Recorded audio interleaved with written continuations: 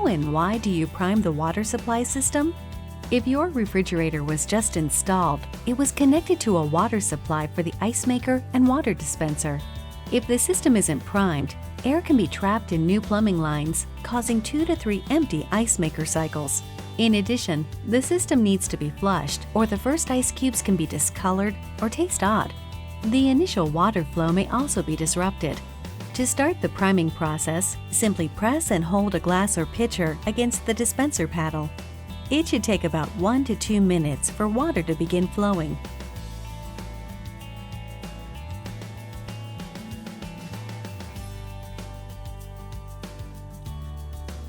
Keep dispensing for several minutes to flush the system of impurities. Discard the water and repeat the process a few more times until you have purged 1.5 gallons. That should do it. It's prime time for some fresh ice and water.